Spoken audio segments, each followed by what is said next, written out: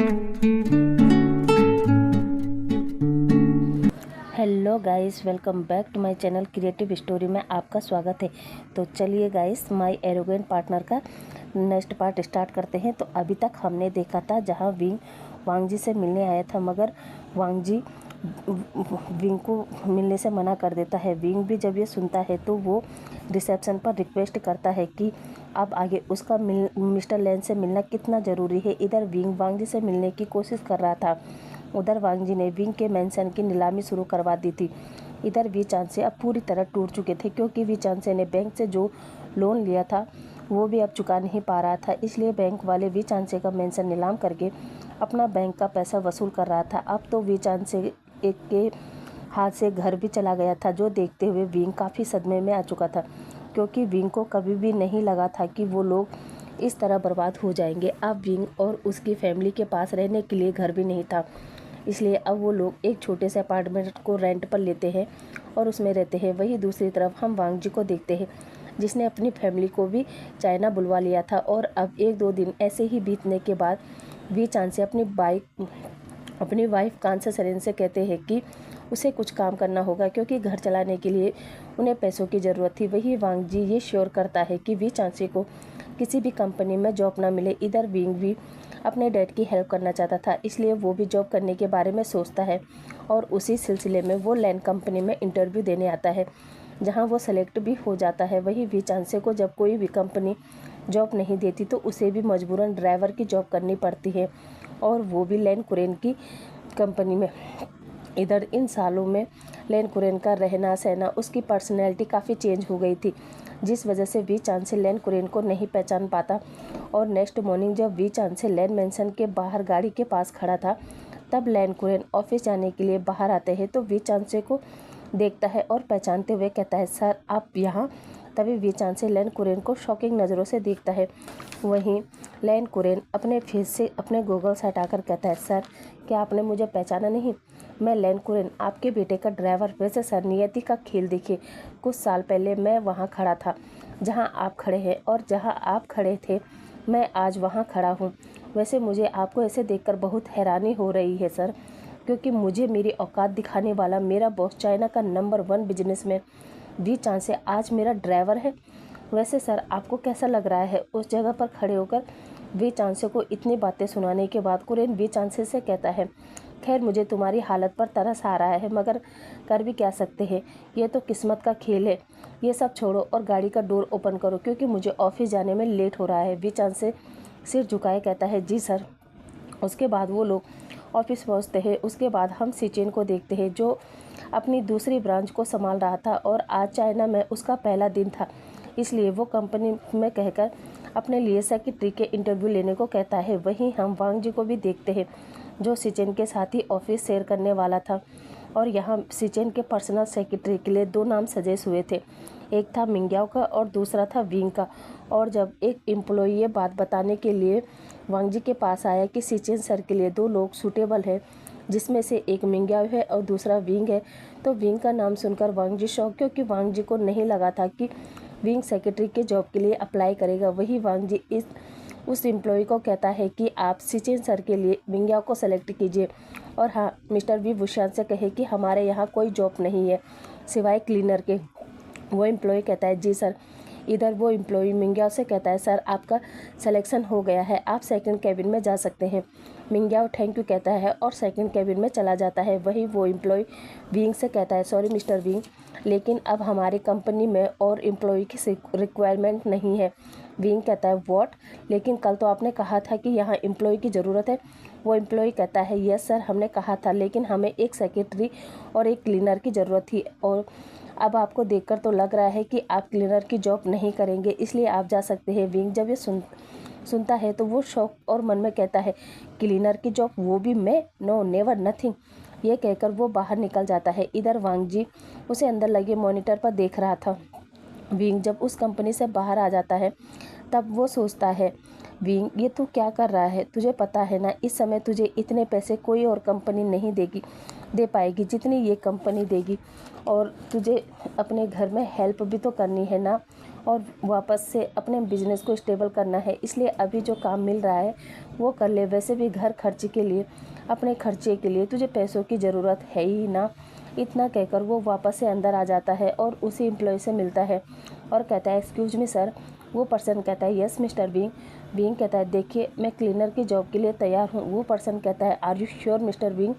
Being कहता है जी of course मैं तैयार हूँ। वो पर्सन कहता है ठीक है फिर चलिए मेरे साथ, मैं आपको क्लीनर डिपार्टमेंट में ले जाता हूँ। इतना कहकर वो क्लीनर डिपार्टमेंट में ले जाता है, जहाँ सभी लोग विंग को देखकर सोचने लगते हैं कि ये शायद क्लीनर डिपार्टमेंट का मैनेजर होगा। वो सभी विंग को ग्रीट करते हैं, विंग भी उन्हें ग्रीट करता है, मगर तभी वो पर्सन सभी एम्प्लॉय को बताता है कि ये मिस्टर वी भूषण है और आज से ये भी आपके साथ काम करने वाले हैं। इतना सुनते ही सभी एम्प्लॉय का रिएक्शन ही चेंज हो जाता है और वो आपस में खुसर पुसर करने लगते हैं। इधर वो एम्प्लॉय विंग को क्लीनर की ड्रेस देता है और बताता है तुम जाकर ऊपर वाले फ्लोर का वॉशरूम साफ़ करो। विंग जी कहता है। उसके बाद वो कपड़े पहनकर ऊपर वाले फ्लोर में चला जाता है। वहीं वांग जी ये सब देख रहा था, उसे एक सुकून मिल रहा था इस तरह विंग को तड़पाते हुए। उसके बाद विंग पूरा दिन काम करता है और शाम को अपने अपार्टमेंट आता है, जहां आते ही विंग फ्रेश वगैरह होता है और आकर बेड पर लेट जाता है क्योंकि विंग काफ़ी थका हुआ था। वहीं वी चांद से भी जब आते हैं तो वो भी काफ़ी थके हुए थे क्योंकि आज से पहले कभी भी उन्होंने कार नहीं चलाई थी। वहीं दूसरी तरफ हम ब्लेंड फैमिली को देखते हैं, जहां सभी लोग डिनर टेबल पर बैठे थे और अपना डिनर फिनिश करने के बाद कुरेन वांग जी को रोकते हुए पूछता है बेटा ये सब क्या है। तभी वांग जी पूछता है क्या डैड। कुरेन पूछता है ये वी चांद से ड्राइवर की जॉब क्यों कर रहे हैं। जो सुनकर वांग जी कहता है पता नहीं डैड, पर क्यों, आपको अच्छा नहीं लगा कि आपका पुराना बॉस आज आपका ड्राइवर है। कुरेन कहता है नहीं ऐसा नहीं है, अच्छा लगा। वैसे भी उन्हें ये करके ये तो एहसास हो ही रहा होगा कि सभी इंसान बराबर होते हैं। हाँ वो अलग बात है कि जो पर्सन रिच हो उसे कभी भी अपने छोटे एम्प्लॉय को कम नहीं समझना चाहिए, उन्हें नीची नज़रों से नहीं देखना चाहिए। वैसे वांग जी क्या इन सब चीज़ों के पीछे तुम्हारा हाथ तो नहीं। वांग जी कहता है नहीं डैड। कुरेन कहता है ठीक है बेटा, वैसे भी उसने हमारे साथ जो किया था वो उसकी सोच थी, इसलिए अपनी सोच को हमेशा बड़ी रखो। वांग जी कहता है जी डैड। उसके बाद वांग जी कुरेन को गुड नाइट कहता है और अपने रूम में आ जाता है, जहां लेनी कुरेन से पूछती है क्या हुआ, सब ठीक है ना। कुरेन कहता है हाँ फ़िलहाल सब ठीक है। तभी लेनी कहती है फ़िलहाल का क्या मतलब। अब कुरेन लेनी के पास बैठते हुए कहता है लेनी तुम्हें पता है आज मेरी गाड़ी कौन चला रहा था। लेनी पूछती है कौन। कुरेन कहता है मेरा पुराना बॉस। लेनी शौक होकर कहती है क्या। कुरेन कहता है हाँ सुना है वो बैंकरप्ट हो चुके हैं, उनका सारा बिजनेस घर बार सब डूब चुका है और अब उन्हें जॉब करनी पड़ रही है। मगर मुझे समझ नहीं आ रहा है कि वो इतने बड़े बिजनेसमैन थे, अचानक ये सब कैसे हो गया। कहीं हमारे बेटे ने तो। तभी लेनी कहती है अगर हमारे बेटे ने कुछ किया भी है तो बहुत अच्छा किया है। वैसे भी उस इंसान को पता चलना चाहिए कि पुअर लोग कोई कीड़े मकोड़े नहीं होते हैं जो रोड पर चलने वाला हर अमीर उन्हें रौंद कर चला जाए। वैसे मुझे ये सुनकर बहुत खुशी हुई कि वो इंसान रोड पर आ गया। तभी कुरेन कहता है लेनी ये तुम क्या कह रही हो। लेनी कहती है मैं सही कह रही हूँ कुरेन, तुम्हें याद नहीं उस एरोगेंट पर्सन ने हमारे साथ क्या किया था, और उसके बेटे ने तो मेरे वांग जी के साथ जो किया वो बहुत गलत किया। मैं तो उस पर्सन को और उसके बेटे को कभी भी माफ़ करने वाली नहीं हूँ। ये कहकर वो लेट जाती है। इधर कुरेन लेनी को मनाते हुए कहता है ओके बाबा ठीक है, तुम उसे माफ़ मत करना, मगर तुम मुझसे क्यों नाराज़ हो रही हो। लेनी कहती है नहीं कुरेन मैं तुमसे नाराज़ नहीं हूँ, बल्कि तुम्हें देखकर हैरान हूँ। तुम उस इंसान के बारे में सोच रहे हो और कह रहे हो कि कहीं हमारे वांग जी ने तो उसके साथ वो सब नहीं किया ना, और तुमने एक बार भी ये नहीं सोचा होगा कि किया भी होगा तो क्या। वैसे भी उसने कौन से हमारे साथ अच्छा बिहेव किया था, उसने पता है ना तुम्हें कितना हर्ट किया था। कुरेन कहता है उन पुरानी बातों को छोड़ो और चलो सो जाते हैं क्योंकि मुझे ऑफिस में बहुत काम है। लेनी कहती है हाँ तो मैंने कौन से आपकी आंखें पकड़ी है, लेटो और सो जाओ, गुड नाइट। इतना कहकर वो अपनी साइड की लैंप को बंद कर देती है और सो जाती है। वहीं दूसरी तरफ वांग जी जो अपने कमरे में अभी भी लैपटॉप पर काम कर रहा था और सोच रहा था कि अभी मुझे वी चांसे को घुटनों पर लाना है और अपनी पूरी फैमिली से माफ़ी मंगवाना है, और विंग उसकी तो मैं बहुत बुरी हालत करने वाला हूँ। ये कहकर वो भी अपना लैपटॉप बंद करता है और बेड पर लेटकर सोचने लगता है। अब नेक्स्ट मॉर्निंग वो सभी लोग अपने अपने वर्क पर निकलते हैं। इधर विंग भी अपनी जॉब पर आ चुका था और अपना काम कर रहा था। वहीं दूसरी तरफ वांग जी विंग को इस तरह काम करते हुए देखता है तो उसे बहुत ज़्यादा खुशी हो रही थी। अब एक हफ्ता ऐसे ही निकल चुका था जहां अब विंग इस काम से ऊब गया था, क्योंकि विंग 24 घंटे अपने मन में सोच रहा था कि मैं इतना ज़्यादा पढ़ा लिखा हूँ और अपनी कंपनी का हायर भी था, और ये क्या आज मुझे ये क्लीनर की जॉब करनी पड़ रही है। नहीं, अब मैं ये क्लीनर की जॉब मुझसे नहीं हो पाएगी, क्योंकि अब तो मुझसे भी ये वॉशरूम की स्मेल आने लगी है। हाँ, आज मैं मालिक से मिलूँगा और कहूँगा कि आप मुझे कोई दूसरे डिपार्टमेंट में रख लीजिए। यही सब सोचते हुए विंग अब उसी एम्प्लॉय के पास आता है और उस एम्प्लॉय से कहता है, एक्सक्यूज मी सर, मुझे बॉस से मिलना है। वो पर्सन कहता है, क्यों, और तुम्हारा क्लीनिंग का काम हो गया? विंग कहता है, हाँ ऑलमोस्ट। वो पर्सन कहता है, ऑलमोस्ट का क्या मतलब? विंग कहता है, क्योंकि मैं पहले बॉस से मिलना चाहता हूँ और फिर बाकी का काम उनसे मिलकर करूँगा। वो पर्सन कहता है, ओके, मैं एक बार सर से पूछ लेता हूँ। उसके बाद वो पर्सन अंदर आता है और वांग जी से कहता है, सर वो विभूषण आपसे मिलना चाहता है। वांग जी कहता है, क्यों? वो पर्सन कहता है, पता नहीं सर। वांग जी कहता है, ओके, अंदर भेज दो। वो पर्सन कहता है, जी सर। अब हम विंग को देखते हैं जो वांग जी के डोर पर नॉक करता है। वांग जी भी अपने डार्क वॉइस में कहता है, यस कमिंग।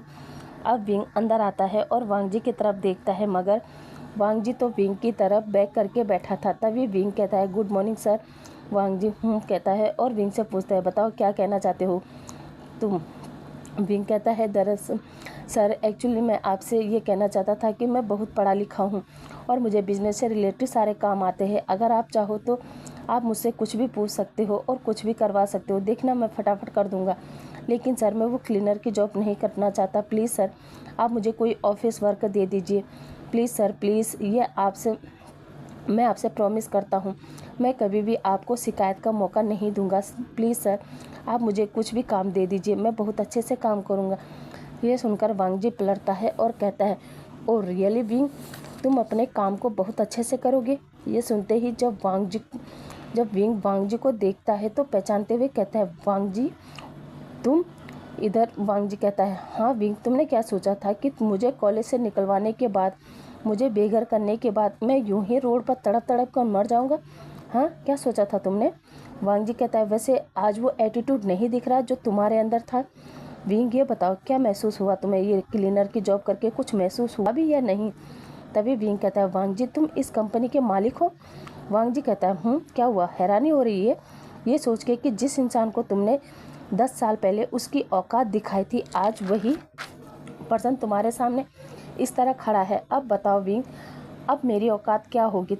अंदाज़ा लगा सकते हो? खैर छोड़ो, तुम्हारी हिम्मत भी नहीं है मेरी औकात के बारे में सोचने की, मगर मैं तुम्हें आज तुम्हारी औकात दिखा सकता हूँ। और फिर विंग के पास आकर विंग पर फिंगर पॉइंट करते हुए कहता है, मेरी नज़र में तुम्हारी औकात ये है, एक क्लीनर की, समझे? और हाँ, तुम जैसे एरोगेंट पर्सन के लिए मेरी कंपनी में कोई जगह नहीं है, ना ही ऑफिस में और ना ही क्लीनर डिपार्टमेंट में, इसलिए नाउ यू कैन गो। इतना सुनना हुआ ही था कि विंग शॉक होकर कहता है, क्या? वांग जी ये तुम क्या कह रहे हो? वांग जी कहता है, सुना नहीं तुमने? मैंने क्या कहा? Now you can go because I can't keep a person like you in my company. इतना सुनना ही हुआ कि विंग कहता है, नहीं वांग जी तुम मेरे साथ ऐसा नहीं कर सकते। I am sorry Wang ji, I am sorry, मैं क्लीनर की जॉब कर लूँगा। आई एम सॉरी। वांग जी कहता है, लगता है तुम्हें अभी समझ नहीं आया, मुझे सिक्योरिटी को ही बुलाना पड़ेगा। ये कहकर वांग जी जैसे ही फ़ोन उठाता है, विंग भी एकदम सॉफ्ट वॉइस में कहता है, ओके वांग जी मैं समझ गया, तुम मुझसे बदला ले रहे हो ना, क्योंकि मैंने तुम्हारे प्यार को एक्सेप्ट नहीं किया था ना, इसलिए तुम मुझसे बदला ले रहे हो ना। इनफैक्ट तुम्ही ने ये सब किया है ना, तुम्ही ने हमें बर्बाद किया है ना। वांग जी कहता है, हाँ किया है, तो क्या कर लोगे तुम? हाँ बताओ क्या कर लोगे? और अब जाओ, जो करना है वो कर लो, लेकिन मेरे ऑफिस से बाहर निकलो, गेट आउट। विंग कहता है, इट्स ओके वांग जी, जा रहा हूँ, मगर अब तुम देखना मैं क्या करता हूँ। इतना कहकर विंग बाहर आता है और रोना धोना चालू कर देता है, जो देखकर सभी एम्प्लॉय कहते हैं, क्या हुआ क्या हुआ? तभी विंग रोते धोते हुए कहता है, ये देखो, ये हमारा बॉस, हम सबका बॉस लैन वांगजी, ये मुझसे प्यार करता है और मैं भी इससे प्यार करता हूँ। लेकिन अब देखो, इसके पास पैसे आ गए हैं ना, और ये अमीर हो गया है ना, और मैं गरीब, इसलिए अब ये मुझसे ब्रेकअप कर रहा है। मगर लैन वांगजी, मैं भी तुम्हें साफ साफ बता देता हूँ, मैं तुम्हें इतनी आसानी से नहीं छोड़ने वाला हूँ, समझे। तभी इतना शोर सुनकर वांगजी बाहर आता है और सभी से पूछता है, ये सब क्या हो रहा है और इतना शोर कौन मचा रहा है। तभी विंग कहता है, देखो भाइयों, अब इस इंसान को मेरा रोना भी शोर लग रहा है। तभी वांगजी विंग का बाजू पकड़कर कहता है, ये सब क्या है विंग।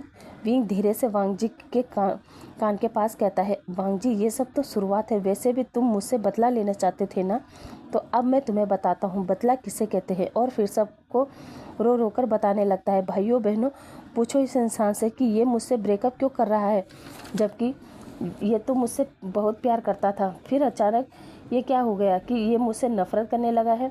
विंग ये सब इतना चिल्ला कर कह रहा था कि सभी लोग विंग को ही देखने लगते हैं। तभी वांगजी सभी एम्प्लॉय पर चिल्लाकर कहता है, तुम सबका दिमाग ख़राब हो गया है क्या, जाओ सब अपने डेस्क पर बैठो और अपना काम करो। इतना कहते ही सब लोग अपनी अपनी डेस्क पर जाकर काम करने लगते हैं। इधर वांगजी विंग का हाथ पकड़ता है और उसे वापस अपने कैबिन में लाता है और पूछता है, ये सब क्या है, हाँ ये तुम क्या बकवास कर रहे हो। विंग कहता है, बकवास मैं, ओ नहीं वांगजी, शायद तुम्हें गलतफहमी हो गई है, और मैंने जो कहा सच्ची तो कहा ना, क्या तुम मुझसे प्यार नहीं करते थे। वांगजी कहता है, बकवास बंद करो और निकलो यहाँ से। विंग कहता है, नहीं वांगजी, अब मैं ऐसे जाने वाला नहीं हूँ। अब जब तक मैं ये पता नहीं कर लेता कि जो कुछ भी हमारे साथ हुआ है उसमें तुम्हारा हाथ है या नहीं। वांगजी कहता है, ओ क्या तुम मुझे चैलेंज कर रहे हो। विंग कहता है, यस ऑफ कोर्स वांगजी, मैं तुम्हें चैलेंज कर रहा हूँ।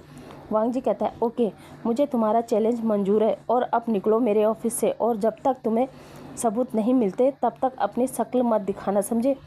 विंग कहता है, ओ दिस इज नॉट फेयर वांगजी, पहले तुम्हें इस शक्ल से इतना प्यार था और अब इसी को दिखाने से मना कर रहे हो। वांगजी कहता है, देखो तुम हद से ज़्यादा बोल रहे हो।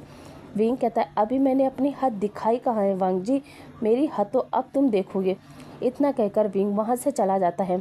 अब विंग बाहर आकर सीधा अपने फ्रेंड न्यूसेन के पास जाता है और उसको बताता है कि जिस कंपनी में वो काम कर रहा था उस कंपनी का ओनर और कोई नहीं बल्कि हमारा क्लासमेट वांगजी है, लैन वांगजी, और उसने ये सब मुझसे बदला लेने के लिए किया है। तभी न्यूसेन कहता है, बदला, पर किस बात का बदला विंग। विंग कहता है, दरअसल जब हम कॉलेज में तब उसने मुझे प्रपोज किया था। न्यूसेन कहता है, क्या प्रपोज। विंग कहता है, हाँ, और मैंने उसे रिजेक्ट कर दिया था, इसलिए अब वो मुझसे बदला लेना चाहता है। तभी न्यूसेन कहता है, विंग सच बताओ, तुमने उसके साथ क्या किया था।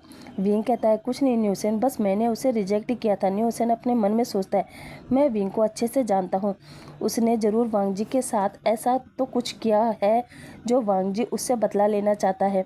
लेकिन अभी वो विंग से कुछ नहीं पूछता और विंग से कहता है, विंग तो तुम मुझसे क्या चाहते हो। विंग कहता है, कुछ नहीं, फ़िलहाल क्या तुम मुझे जॉब दे सकते हो। न्यूसेन कहता है, विंग तुम तो जानते हो चाइना की जितनी भी कंपनी है वो सब लैन वांगजी के कंपनी के साथ मर्ज है, और लैन वांगजी ने साफ तौर पर कहा है कि वो कंपनी में किसी और एम्प्लॉय को नहीं रखेंगे। उससे पहले वो खबर वांगजी को देनी होगी, इसलिए हम अपनी मर्जी से कुछ भी नहीं कर सकते। विंग कहता है, चल कोई नहीं।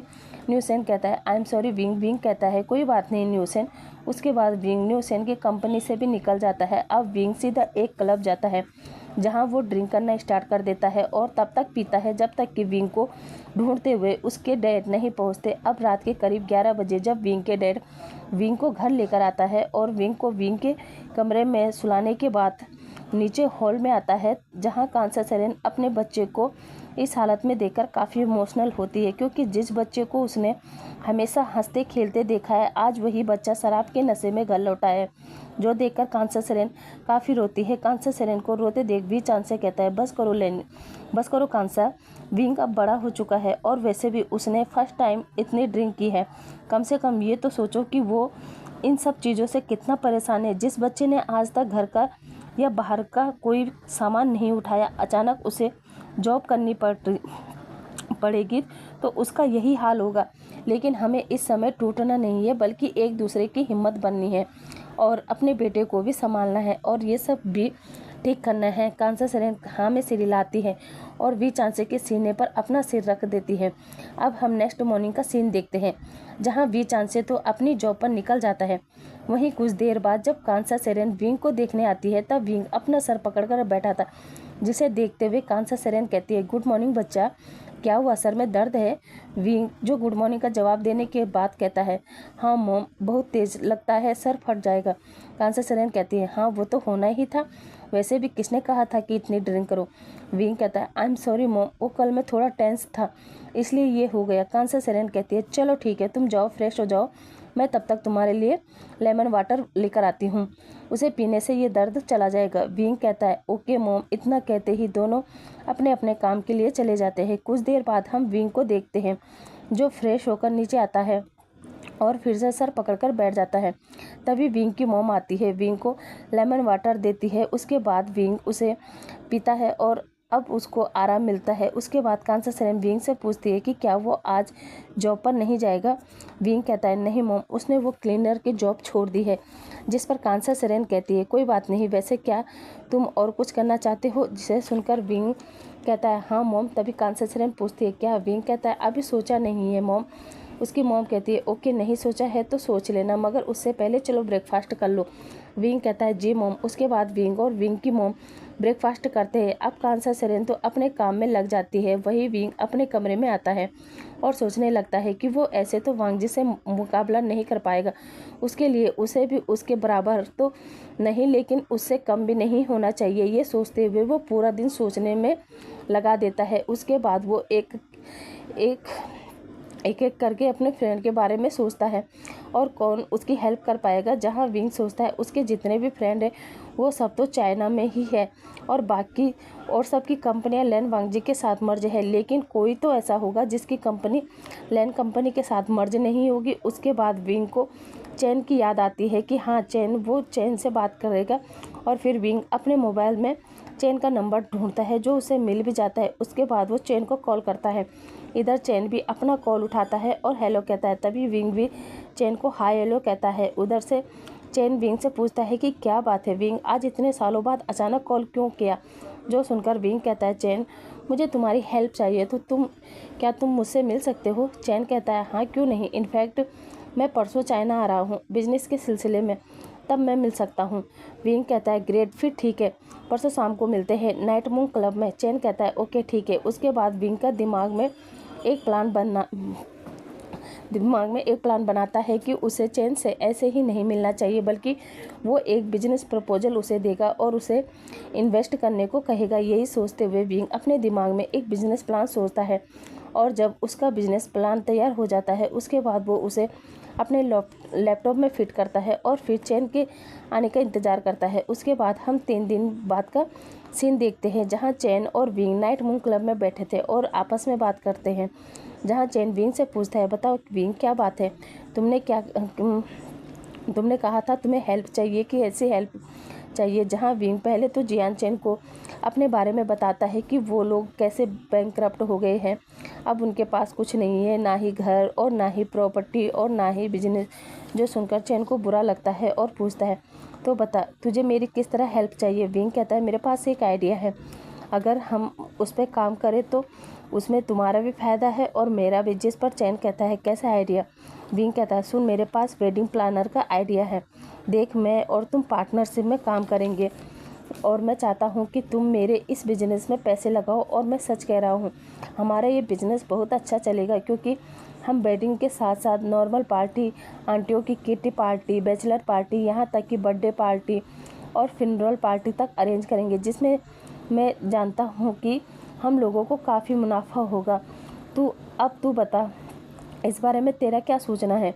विंग का आइडिया सुनकर चैन कहता है, वैसे विंग तेरा आइडिया तो अच्छा है, लेकिन हमें करना क्या है? जो सुनकर विंग कहता है, तुझे कुछ नहीं करना है, तुझे केवल एक कंपनी ओपन करनी है, जिसका नाम भी मैंने डिसाइड कर लिया है, विजियन पार्टी ऑर्गेनाइजेशन। कैसा है? चैन कहता है, विंग अच्छा है, लेकिन हम ये बिजनेस स्टेबल कहाँ करेंगे? मेरा मतलब तुम्हारे शहर में या फिर मेरे शहर में? विंग कहता है, फ़िलहाल तेरे शहर में स्टार्ट करते हैं, धीरे धीरे हमारा बिजनेस फैलता जाएगा। चैन कहता है, ओके, पर उसके लिए तुझे कोरिया आना पड़ेगा।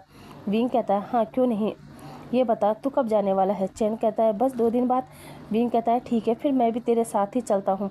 जिस पर चैन कहता है ओके ब्रो। इतना सुनने के बाद दोनों ही हैंडशेक करते हैं और फिर नेक्स्ट मॉर्निंग विंग अपने फैमिली को बताता है कि वो कोरिया जा रहा है काम की तलाश में, जिसे सुनकर कांसा सेरेन कहती है क्या, पर बेटा तू वहाँ अकेले कैसे रहेगा, क्या करेगा। जो सुनकर विंग कहता है ओहो मॉम, आप मेरी बहुत टेंशन लेते हो। वैसे भी मॉम मैं अब बच्चा नहीं हूँ, 28 साल का एक नौजवान हूँ। कांसा सेरेन कहती है हाँ हाँ बेटा जानती हूँ। विंग कहता है मॉम जब आप जानती है तो फिर फिक्र क्यों कर रही हो, मैं ठीक रहूँगा प्रॉमिस। तभी कांसा सेरेन कहती है पिंकी प्रॉमिस। विंग भी कहता है हाँ मॉम पिंकी प्रॉमिस।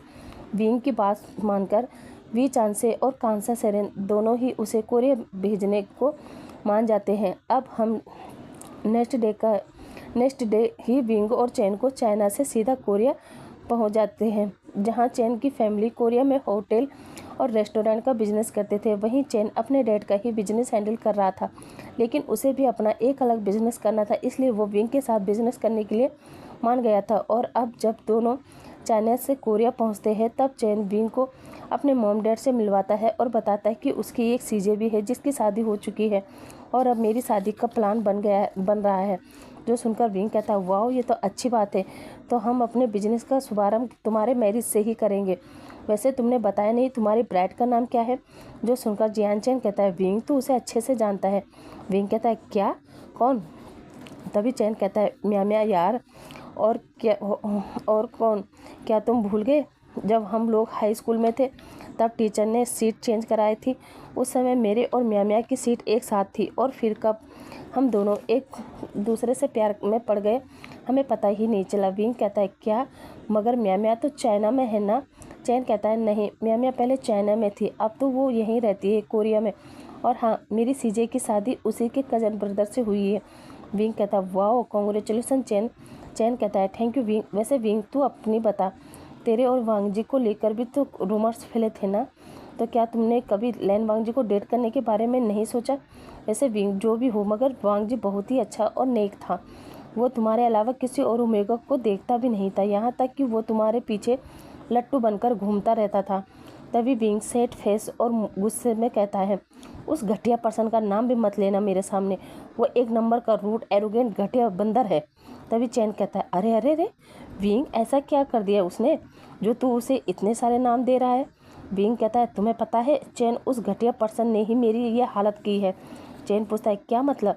विंग कहता है तुम्हें पता है चैन, वो अब चाइना का नंबर 1 बिजनेसमैन बन गया है और मुझे लगता है हमें इस हालत में पहुंचाने वाला वही है। चैन कहता है क्या, ऐसा क्यों। विंग कहता है तुम्हें पता है जब हम कॉलेज में गए थे तब उसने मुझे एक दिन प्रपोज किया था, मगर मैंने उसे एक्सेप्ट नहीं किया, तो मुझे लग रहा है कि उसी का बदला वो मुझसे ले रहा है। जो सुनकर चैन कहता है नहीं विंग वांग जी इतना रूड एरोगेंट तो नहीं था, फिर क्या हुआ उसे। क्या हुआ उसे। विंग कहता है मुझे क्या पता, वैसे भी तुम तो मुझे ऐसे पूछ रहे हो जैसे मैं उसका मीटिंग पार्टनर हूँ। चैन कहता है चल कोई नहीं अब चुपके सो जा, कल सुबह हम ऑफिस देखने के लिए चलेंगे। विंग कहता है ओके गुड नाइट। चैन भी विंग को गुड नाइट कहता है और फिर वो अपने कमरे में आ जाता है। अब नेक्स्ट मॉर्निंग चैन विंग को जगाने आता है। उसके बाद दोनों अच्छे से फ्रेश होते हैं और अपने लिए ऑफिस के लिए प्रॉपर्टी देखने चले जाते हैं, जहां कुछ देर बाद विंग और चैन को प्रॉपर्टी मिल भी जाती है, जहां दोनों उस प्रॉपर्टी को डन करते हैं। उसके बाद तुरंत ही अपना काम स्टार्ट कर देते हैं और 2 महीने के अंदर ही विंग चैन की वेडिंग का सारा अरेंजमेंट करता है, जो देख के तो पूरे कोरिया में विंग के पार्टी ऑर्गेनाइजेशन का काम जोरों शोरों से चलने लगता है। और देखते ही देखते अब विंग के पास काफ़ी काम बढ़ गया था और साथ ही उसका स्टाफ भी धीरे धीरे विजान पार्टी ऑर्गेनाइजेशन का नाम चाइना, जापान, वियतनाम, मंगोलिया, यहाँ तक कि रशिया में भी गूंजने लगा था। वहीं दूसरी तरफ विंग ने बैंक का पैसे चुकाने के बाद अपना घर वापस ले लिया था, यहाँ तक कि अपने डैड को भी ड्राइवर की जॉब छोड़कर अपने काम में हाथ बढ़ाने को कह दिया था। और 6 महीने के अंदर ही विंग इतना कैपेबल हो गया था कि अब वो वांग जी का मुकाबला कर सकता था। अब हम इधर वांग जी को देखते हैं जो अपने ऑफिस में था, तभी हम सिचेन को देखते हैं जो वांग जी के पास आते हुए कहता है वांग जी ये देखो ये एक नया पार्टी ऑर्गेनाइजेशन का नाम खूब नाम मार्केट में खूब छाया है, क्यों ना हम इसे ही वेडिंग का काम सौंपे। वांग जी कहता है गगा आपको जो अच्छा लगे वो कीजिए, मुझे इन सब से दूरी रखिए। सिचेन कहता है क्यों भाई, तुझे मैरिज नहीं करनी है क्या? वांग जी कहता है नहीं गगा। तभी सिचेन कहता है वांग जी तो पुरानी बातों को भूल क्यों नहीं जाता? वांग जी कहता है गगा मैं नहीं जानता कि आप किस बारे में बात कर रहे हैं। तभी सिचेन कहता है वांग जी तुम अच्छे से जानते हो कि मैं किस बारे में बात कर रहा हूँ। वैसे भी वांग जी तुमने वी चांसे को घुटनों पर लाकर अपना बदला ले लिया ना, अब चिल कर भाई। और हाँ, वेंचिंग को अपना लाइफ पार्टनर बना ले, वो बहुत ही अच्छी ओमेगा है। तभी वांग जी कहता है गगा अगर वो इतनी अच्छी थी तो आपने उसे छोड़कर अपने सेक्रेटरी से प्यार क्यों किया? सिचेन कहता है वही तो मुझे भी समझ नहीं आ रहा है कि मैंने वेंचिंग को छोड़कर मिंग्याओ से क्यों प्यार किया। तभी एक दूसरी आवाज़ आती है, मैं बताऊं सिचेन। सिचेन तभी दोनों उस तरफ देखते हैं जहां मिंग्याओ खड़ा था। मिंग्याओ को देखकर सिचेन घबरा जाता है और चेयर से खड़े होकर कहता है मिंग्याओ तुम यहाँ? मिंग्याओ कहता है हाँ सिचेन, मैं तो वांग जी से कुछ पूछने आया था, मगर फिर मुझे तुम्हारी आवाज़ आई जिसमें तुम कह रहे थे कि मुझे नहीं पता कि मैं कैसे मिंग्याओ के प्यार में पड़ गया। तो मिस्टर सिचेन अब मैं तुम्हें बताता हूँ कि तुम मेरे प्यार में कैसे पड़ गए। और फिर वांग जी को एक फ़ाइल देते हुए कहता है वांग जी ये फ़ाइल चेक कर लो। और फिर सिचेन का कान पकड़कर कहता है और तुम मेरे साथ चलो, मैं तुम्हें अच्छे से बताता हूँ। ये कहकर मिंग्याओ सिचेन को बाहर ले जाने लगता है। वहीं सिचेन वांग जी से कहता है वांग जी तुमने फंसवा दिया ना मुझे। और ये कहते कहते वो बाहर निकल जाता है। इधर अपने गगा को और मिंग्याओ की नोकझोंक देखकर वांग जी के फेस पर एक हल्की सी स्माइल आ जाती है, लेकिन तभी वो स्माइल अचानक गायब भी हो जाती है। और वांग जी अपने और विंग के क्यूट मोमेंट को याद करता है, जहां वो याद करता है कि जब वो कॉलेज में थे तो किस तरह विंग उसे हर क्वेश्चन पूछा करता था, यहाँ तक कि विंग का हाथ पकड़ना, वांग जी के साथ मुस्कुराकर बात करना। और फिर ये भी याद करता है कि किस तरह उसने मेरा दिल तोड़ा, यहाँ तक कि उसने मुझे कॉलेज से इस सिटी से बाहर निकाल दिया। और फिर वांग जी उसी हार्ट वाले सॉफ्ट टॉय को देखता है जिस पर आज भी विंग के पैरों के निशान थे। वांग जी उन सभी थिंक को याद करते हुए सैड हो जाता है। और इधर मिंग्याओ और सिचेन के बीच नोक जो हो ही रही थी, जिसे देखकर सिचेन आगे आता है और मिंग्याओ का हाथ पकड़कर अपनी लैप में बिठाता है और उसे किस करना स्टार्ट कर देता है, जो देखते हुए मिंग्याओ खुद को सिचेन से छुड़वाता है और पूछता है ये तुम क्या कर रहे हो? जो सुनकर सिचेन कहता है अपने होने वाले पार्टनर को किस कर रहा हूँ। मिंग्याओ कहता है सिचेन मत भूलो हम ऑफिस में हैं। सिचेन कहता है तो क्या हुआ, वैसे भी सबको पता है तुम मेरे होने वाले पार्टनर हो। वैसे मिंग्याओ थैंक यू। तभी मिंग्याओ कहता है थैंक यू किस लिए? सिचेन कहता है मुझे अपनाने के लिए। वैसे भी अपनी उम्र के अल्फ़ा का पार्टनर बनना आसान नहीं होता, अपनी सी उम्र के बड़े अल्फ़ा का पार्टनर बनना आसान नहीं था। मिंग्याओ कहता है किसने कहा कि तुम बड़े हो, तुम तो बच्चे हो जिसे हर समय मुझे समझाना पड़ता है। वैसे भी सिचेन हम दोनों एक दूसरे से प्यार करते हैं और इसमें एज मैटर नहीं करती। सिचेन कहता है फिर भी मैं 35 ईयर्स का ओल्ड 35 ईयर्स ओल्ड और तुम अभी मात्र 25 ईयर्स ओल्ड हो। मिंग्याओ कहता है तो क्या हुआ सिचेन, और वैसे भी जो मुझे मेरी उम्र का पर्सन दे सकता था वो तो तुम भी दे सकते हो ना, है ना सिचेन? सिचेन कहता है वेल कोशिश करूँगा कि मैं तुम्हारे डिजायर्स को फुलफ़िल कर सकूं। मिंग्याओ कहता तो ज़रूर करोगे। इतना कहकर अब मिंग्याओ ही सिचेन के लिप्स को कैप्चर करता है और उसे किस करना स्टार्ट कर देता है। तभी सिचेन मिंग्याओ को रोकते हुए कहता है अभी कुछ देर पहले तो कोई मुझसे कह रहा था कि ये ऑफिस है, तो अब? मिंग्याओ कहता है सिचेन वैसे भी तुम मेरे हो और मेरी जब मर्जी होगी मैं तुम्हें खाऊंगा और मौका आने पर निचोड़ूंगा भी। ये कहकर वो फिर से सिचेन को किस करने लगता है। इधर इनकी किस चलती रहती है। वहीं हम कोरिया में विंग को देखते हैं जो इस समय किसी की बर्थडे पार्टी ऑर्गेनाइज कर रहा था और वो बहुत अच्छी तरह अपने काम को कर रहा था कि तभी चैन और म्या विंग के पास आते हैं और विंग को छेड़ते हुए कहते हैं विंग तुम कब तक दूसरों की पार्टी ऑर्गेनाइज करोगे, अपनी पार्टी के बारे में सोचा है? विंग कहता है तुम दोनों का मतलब क्या है? तभी म्या कहते हैं विंग तुम भी डबल हो जाओ ना हमारी तरह। और सच बताऊं विंग डबल होने के बहुत फ़ायदे हैं। तुम्हारा पार्टनर हर समय तुम्हारे आगे पीछे घूमता रहेगा, तुम्हारी केयर करेगा और सबसे बड़ी बात बेड पर तुम्हें सेटिस्फाई करेगा। वैसे विंग सच बताऊं तो पूरे दिन में रात का अपना ही मज़ा है, इसलिए मैं तुम्हें कह रही हूँ तुम भी डबल हो जाओ। कब तक यूँ सिंगल बनकर घूमोगे? विंग कहता है नहीं म्या ऐसा नहीं है, मैं भी डबल होना चाहता हूँ। मगर क्या करे, आज तक कोई ऐसा मिला ही नहीं जो मुझे हैंडल कर सके, मेरा मतलब मेरे नखरे उठा सके, मुझे एक बेबी की तरह पैम्पर कर रहे, मुझे भूख लगे तो अपने हाथों से खाना खिलाए। जैसा जिस दिन मुझे ऐसा पर्सन मिल जाएगा ना तो मैं डबल हो जाऊंगा। म्या कहती है फिर तो ऐसा पर्सन एक ही है। विंग कहता है कौन? म्या कहती है वांग जी। विंग शॉक होकर कहता है क्या? वो खड़ूस मक्खी चूस? म्या कहती है प्लीज़ ऐसा तो मत बोलना, हम सब ने देखा है कॉलेज में वो कैसे तुम्हारी केयर करता था, हर समय तुम्हारे आगे पीछे घूमता था, यहाँ तक कि उसने पढ़ाई के दौरान तुम्हें अपने हाथ से खाना भी खिलाया था। शायद तुमने उस समय इन चीज़ों पर गौर नहीं किया, वो तुम्हारी बहुत केयर करता था। विंग कहता है क्या सच में? तभी चैन कहता है हाँ विंग, तुझे पता है हमारी क्लास में एक वेनिंग नाम का लड़का था जो बेटा था उससे, अरे वही जो पैसे लेकर तुम्हारा काम भी करता था। विंग कहता है हाँ वेनिंग, तो उसका क्या? तभी चैन कहता है तुम्हें नहीं पता, पर विंग उसकी चीज़ें जो हमारी सीनियर थी, उसने एक बार वांग जी को प्रपोज भी किया था, मगर वांग जी ने उसे इतने प्यार से मना किया था कि उसने अपनी बात भी बोल दी और सामने वाले को बुरा भी नहीं लगा। लेकिन उसने फिर भी वांग जी को चैलेंज किया था कि वो तो शादी वांग जी से ही करेगी, पर अब पता नहीं उसने वांग जी से मैरिज की भी है कि नहीं। तब अभी भी वांग जी पर चांस मार रही है। विंग कहता है छोड़ो ना यार, चलो जल्दी काम पर लगते हैं, हमें शाम तक पूरा काम फिनिश करना है। म्या कहती है ओके विंग, वैसे विंग तुम्हें याद तो है ना आज तुम हमारे साथ हमारे घर आने वाले हो? विंग कहता है हाँ याद है।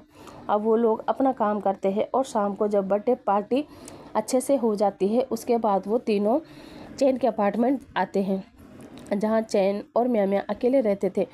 उसके बाद वो तीनों डिनर करते हैं, ड्रिंक करते हैं, उसके बाद वो लोग सोने चले जाते हैं। जहाँ कुछ ही देर बाद विंग को कुछ आवाज़ें आती है जिसे सुनते ही विंग सोचता है ये आवाज़ें, और वो रूम से बाहर आता है तो देखता है ये आवाज़ें तो वहाँ से आ रही है, मगर वहाँ तो म्या और चैन का रूम है। क्या वो दोनों एक साथ नाइट स्पेंड कर रहे हैं? कर ही रहे होंगे। विंग वैसे भी वो दोनों पार्टनर है ना। इतना कहकर विंग वापस कमरे में चला जाता है, मगर इधर चैन और म्या तो भूल ही जाते हैं कि दूसरे रूम में विंग है, और वो दोनों ड्रंक हालत में इतनी ज़ोर ज़ोर से सेक्सी आवाज़ें निकाल रहे थे कि दूसरे कमरे में लेटे विंग को भी पसीना आने लगता है। उसका पूरा बदन स्वेटी हो चुका था और फर्स्ट टाइम विंग को अपने अंदर कुछ अलग ही सेंसेशन का एहसास होता है, और वो इतनी सेक्सी आवाज़ें सुनने के बाद विंग भी अरेस्ट हो जाता है।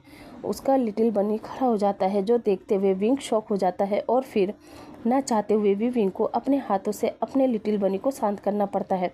उसके बाद विंग अपने सर को दोनों पिलो के बीच में रखकर जैसे तैसे सो जाता है, और नेक्स्ट मॉर्निंग ही चैन के घर से निकल जाता है और अपने अपार्टमेंट आकर अब शावर लेता है और आराम करता है। आज वो अपने ऑफिस भी नहीं जाता और पूरा दिन बस खाता है, पीता है और आराम करता है। अब हम नाइट का समय देखते हैं जब विंग अपने अपार्टमेंट में बैठे अपने कंप्यूटर पर काम कर रहा था। तभी उसकी डोरबेल रिंग होती है। विंग गेट ओपन करता है और देखता है गेट पर और कोई नहीं बल्कि चैन था। तभी चैन विंग से कहता है विंग तुझे पता है आज मुझे किसका कॉल आया? विंग पूछता है किसका? चैन कहता है वांग जी का। विंग शॉक होकर कहता है क्या वांग जी का? मगर क्यों? चैन कहता है क्योंकि उसने हमें पार्टी ऑर्गेनाइज करने का ऑर्डर दिया है। विंग कहता है क्या, कैसी पार्टी? चैन हैप्पी होकर कहता है वेडिंग पार्टी। विंग शॉक होकर कहता है क्या वेडिंग पार्टी? चैन कहता है हाँ विंग, वेडिंग पार्टी का। विंग कहता है किसकी वेडिंग पार्टी? चैन कहता है अरे यार अपनी ही वेडिंग पार्टी का और ऑर्डर दिया होगा ना। तुम्हें पता है लन वांग जी मैरिज कर रहा है और उसने कहा है उसे शादी एकदम रॉयल वेडिंग की तरह चाहिए, इसलिए अब जल्दी कर और तैयार हो जा क्योंकि हमें चाइना जाना होगा। तभी विंग कहता है किस ओमेगा का दिमाग ख़राब है जो वो उस लैन वांग जी से मैरिज करने जा रही है। जिसे सुनते ही चैन कहता है विंग ऐसा तो मत बोल, वैसे भी लैन वांग जी बहुत अच्छा पर्सन है। हाँ वो अलग बात है कि तू उसे पसंद नहीं करता, मगर विंग ये मत भूल ये वेडिंग हमारे लिए बहुत बड़ी अपॉर्चुनिटी हो सकती है अपने इस बिज़नेस को और ज़्यादा ग्रोथ करने में। इसलिए अभी के लिए अपने ये साइड वाले जो भी लफड़े हैं ना उन्हें साइड ही रखो और अच्छे से वेडिंग पर ध्यान देना। हमें लैन वांग जी के पार्टी को अच्छे से हैंडल करना होगा। विंग कहता है ओके चैन ठीक है। चैन कहता है ओके फिर हम कल निकलते हैं। विंग कहता है ओके चैन ठीक है।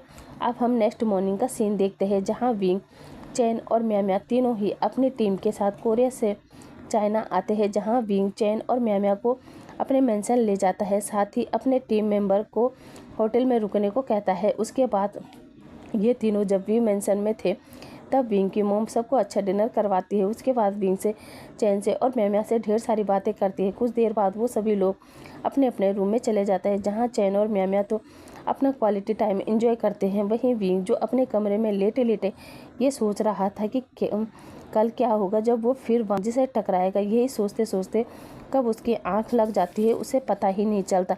अब नेक्स्ट मॉर्निंग चैन विंग से वांगजी के ऑफिस चलने को कहता है, जिस पर विंग उन्हें पहले जाने को कहता है और खुद बाद में आने को कहता है। चैन ओके कहता है। उसके बाद चैन और म्या वांगजी के ऑफिस पहुंचते हैं, जहां म्या और चैन वांगजी को याद दिलाते हैं कि क्या वो हमें पहचाना या नहीं, हम उसके क्लासमेट है। चैन और म्या जो सुनकर वांगजी उन्हें बड़े प्यार से ग्रीट करता है, जहां चैन वांगजी को बताता है कि वही विजान पार्टी ऑर्गेनाइजेशन कंपनी का CEO है और उसका एक पार्टनर और है और उसे भी तुम अच्छे से जानते हो। जो सुनकर वांगजी शॉक होकर कहता है, क्या, कौन? तभी एक आवाज़ आती है, मैं मिस्टर लैन। अब वांगजी जैसे ही उस तरफ देखता है तो वो शौकी नज़रों से देखते हुए पूछता है, तुम? तभी वो शख्स कहता है, यस ऑफ कोर्स मैं वांगजी। तभी वांगजी कहता है, अगर तुम इसके मालिक हो तो आई एम सॉरी चैन, मैं ये वेडिंग पार्टी ही ख़त्म करता हूँ। जो सुनकर तभी चैन कहता है, रुको रुको वांगजी, देखो मुझे नहीं पता कि तुम्हारे और विंग के बीच में क्या लफड़ा है। मैं केवल इतना जानता हूँ कि हम सभी बिजनेसमैन हैं और हमें एक प्रोफेशनल बिजनेसमैन की तरह बिजनेस करना चाहिए, ना कि इसमें अपने पर्सनल इश्यूज़ को इन्वॉल्व करना चाहिए।